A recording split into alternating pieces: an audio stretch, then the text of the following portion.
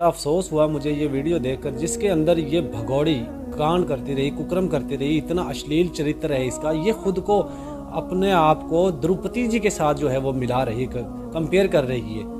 और ऐसा ही घटिया तरीन इंसान इसका दगड़दल्ला भाई है, जो इसको द्रौपदी जी के साथ जो है बड़ी बड़ी हस्ती, महान हस्ती के साथ खुद को कंपेयर कर रहा है। ये भगोड़ी आपने सुना क्या कहती है कि द्रौपदी का तो एक बार दफ़ा चीरहरण हुआ था, मेरा बार बार हो रहा है, और मेरे भाई मेरे चरित्र की हिफाजत कर रहे। तो तेरा चरित्र है ही क्या? तुझे पता भी है द्रौपदी जी कौन थी? तुझे पता है द्रौपदी जी का क्या अमल दखल था उसके अंदर? तुझे शायद पता नहीं है। अर्जुन जी जब द्रौपदी जी को लेकर आए थे अपने घर, वो जब जीत कर लेकर आए थे, तो उनकी वालदा ने, वो पांचों भाई थे, जैसे ही वो दरवाजे पर पहुंचे, उनकी वालदा जो कुंती नाम जिनका था, उन्होंने उसको ये कहा कि ये आपस, जब उन्होंने चीखना चिल्लाना शुरू किया अर्जुन जी ने और उनके भाई भीम वगैरह ने, पांडवों ने, कि हम देखो माँ भिक्षा में तुम्हारे लिए क्या लेकर आए, तो नीचे नहीं थी, उन्होंने वाज़ेह तौर पे उनसे ये कह दिया था कि तुम आपस में ही बांट लो।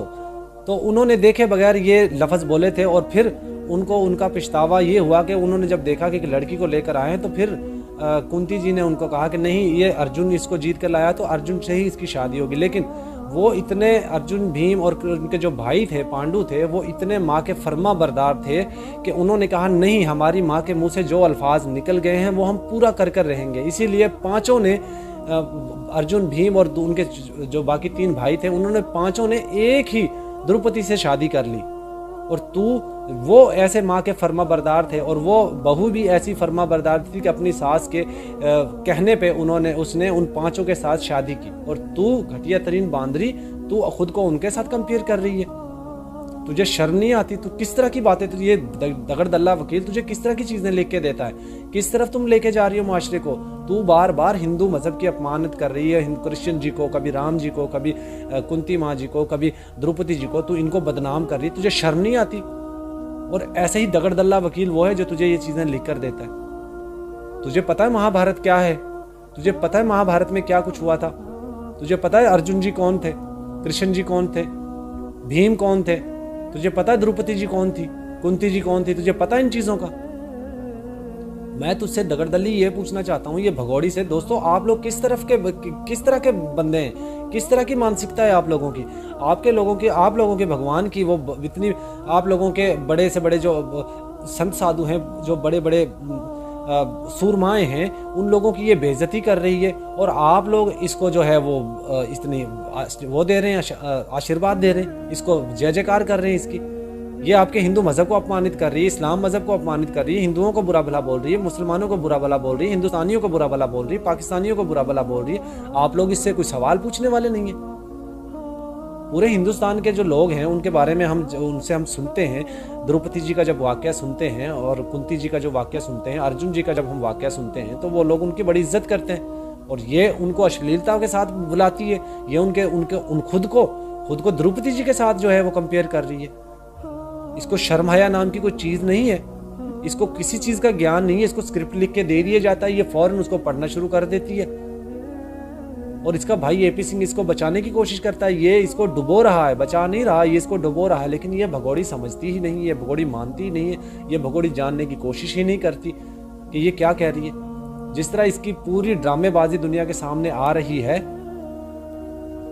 इसका चाटुकार भाई इसको कुछ नहीं समझाता। इसको क्या ज़रूरत पड़ी इन बुजुर्ग हस्तियों का, जो हिंदू मजहब की जो बड़ी बड़ी हस्तियां हैं, जो भगवान हैं, उनके बारे में इस तरह अपमानजनक बातें करने का? इसको क्या अधिकार है? इस एपी सिंह क्यों इसको इस तरह के स्क्रिप्ट लिख कर देता है जिससे ये अपमानित करती है उन चीज़ों को?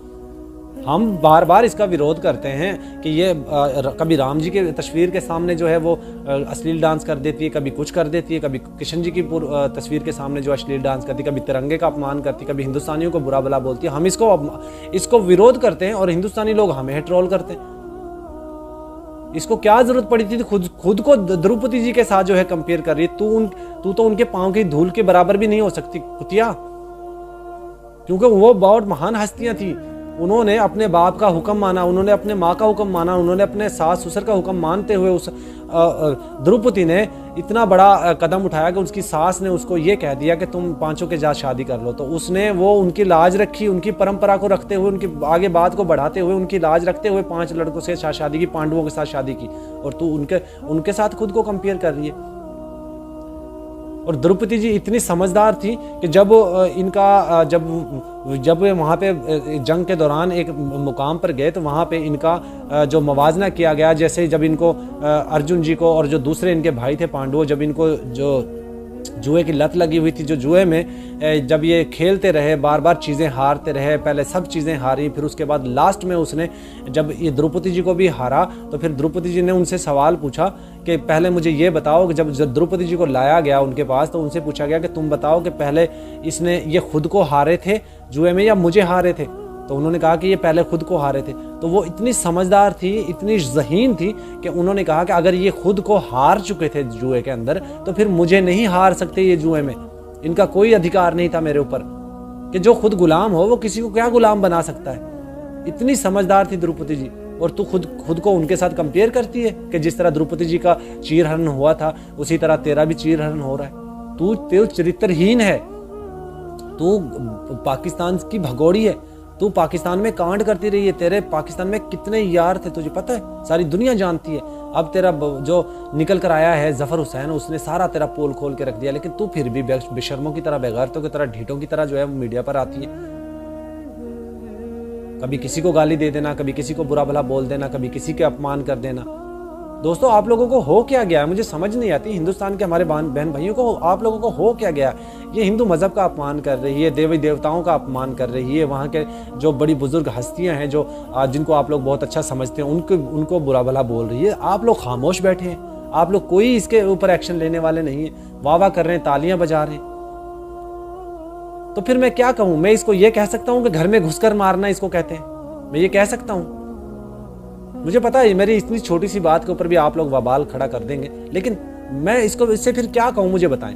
ये बार बार मैं आपको कह रहा हूँ, ये मुस्लिम है, अभी तक मुस्लिम है, ये हिंदू नहीं हुई है, और ये सिर्फ हिंदू बनने का नाटक कर रही है, चोला ओढ़ रखा है इसने।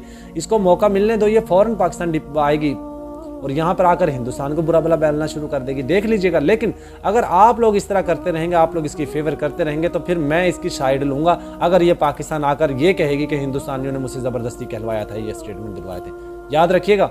ये भी मैं आपको बात बता दूं, अगर आप इसका विरोध नहीं कर रहे हैं, आप इसकी तरफदारी कर रहे हैं, तो फिर मैं वाज़ेह तौर पे आपको पैगाम देता हूं कि कल अगर ये रिपोर्ट होती है, यहाँ पे आकर हिंदुस्तान को बुरा भला बोलेगी और कहेगी कि वहाँ मुझे ज़बरदस्ती स्टेटमेंट दिलवाते थे, तो फिर मैं इसका साथ दूंगा और मेरे आप लोगों को बुरा भला बोलूँगा मैं। भाई इतने महीने से हम लोग चीख रहे हैं, चिल्ला रहे हैं, आप गिड़गिड़ा रहे हैं कि इसको बच्चों को कम से कम वापस कर दें। ये जो दिल करे इसका करे, ये हिंदू मजहब का अपमान करे, किसी को भी करे। हमारे इस्लाम मजहब का मजाक उड़ाएगी, अगर अपमानित करेगी तो हम उसका बदला ले लेंगे इससे। लेकिन हिंदू मजहब को कहे, किसी को भी कहे, फिर हमें कोई फर्क नहीं पड़ता। अगर आप लोग भाई हम लोग चीख रहे हैं, चिल्ला रहे हैं कि बच्चों को डिपोर्ट करवा दें, और ये महिला किसी भी चरित्रहीन है, इसका जो चरित्र सारी दुनिया के सामने आ चुका है और ये फिर भी उससे बाज नहीं आ रही है, आप लोग इसको सपोर्ट कर रहे हैं, तो मैं आप लोगों को क्या कहूँ। क्या खाना शाना खाते हो कि नहीं खाते आप लोग? सीमा के चाटुकार, शर्म आनी चाहिए तुम लोगों को, कहीं डूब के गंदी नाली में डूब के मर जाना चाहिए तुम लोगों को, जो तुम इसकी चाटुकारी करते हो। द्रौपदी जी का नाम लेती है ये, इसको शर्म नहीं आती द्रौपदी जी का नाम लेते हुए?